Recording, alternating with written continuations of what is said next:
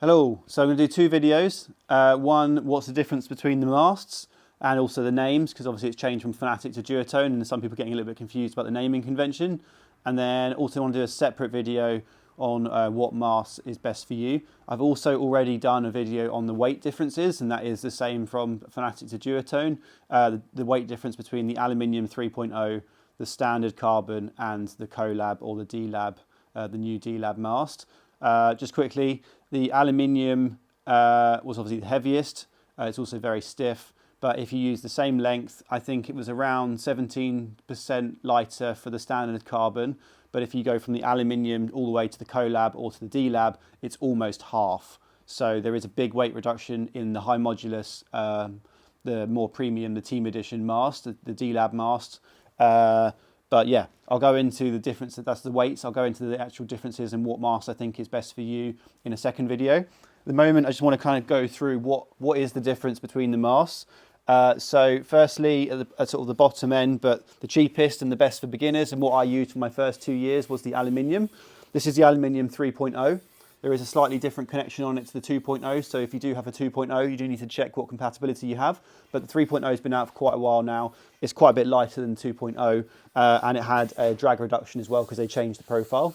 Aluminium is really good for quite a lot of actual winging. If you're doing winging with really big foil, so the super high aspect, obviously this is very stiff, so you actually have quite a big range of possibilities with the aluminium masts. They're obviously quite a bit cheaper, so you can have different lengths of mast. But yeah, but the main downside of an aluminium mast, and the reason most people move onto carbon, is the weight. Aluminium is obviously quite heavy. But yeah, aluminium, they come in quite a lot of different lengths. I've just sold like a 60, so they go really, really short. This is at 75, which is really popular for beginners. And then there's obviously the 82, there's a 90, and I think there's a one that's just over a meter, which is mainly for windsurfing. Yeah, and then you've got the standard carbon. So obviously this is the Fanatic actually. There is a Duotone, obviously, version now, which is still just called the aluminium. There is then the standard carbon. I call it the standard carbon, but it's the carbon on the Fanatic, and it's now called the SLS on the Duotone range. So these are technically the same mast. They both use the three bolt system, the 3BFs they call it on the fuselages. So that's a 3-bolt system, that system means. And this is a standard carbon, so it's quite a bit lighter than the aluminium. About, I said roughly around 17% when I weighed it, but there is another video online for that.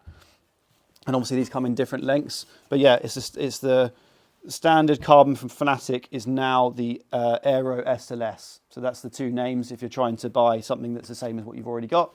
And then the one that has changed, not changed in terms of design, but again, the name, this is the D-Lab, which is what everyone used to call the Collab.